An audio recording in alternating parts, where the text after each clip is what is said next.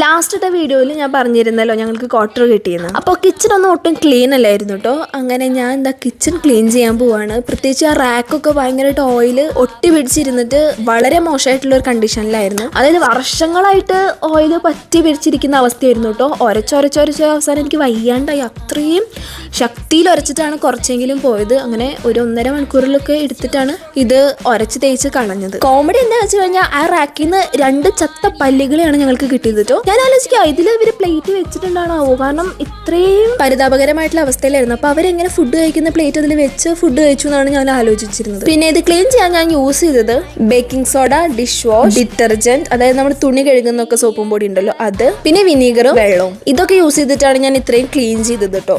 പിന്നെ അവിടെ ഉണ്ടായിരുന്ന വാൾപേപ്പറൊക്കെ നമ്മൾ പറിച്ച് മാക്സിമം കളയാൻ നോക്കി. കാരണം ഞങ്ങളൊരു വാൾപേപ്പർ ഓർഡർ ചെയ്തിട്ടുണ്ടായിരുന്നു. അപ്പോൾ അത് സ്റ്റിക്ക് ചെയ്യുമ്പോൾ ഇത് ബുദ്ധിമുട്ടാവും. അത് കഴിഞ്ഞിട്ട് ഞങ്ങൾ കുറച്ച് നേരം റെസ്റ്റ് എടുത്തിട്ട് വീണ്ടും ഞങ്ങളുടെ പണി തുടങ്ങി. ഇനി കച്ചറകളൊക്കെ കളഞ്ഞിട്ട് വേണം ഞങ്ങൾക്ക് പോകാൻ. ഇനി അടുത്ത വീഡിയോയിൽ കാണാം. ടാറ്റാ.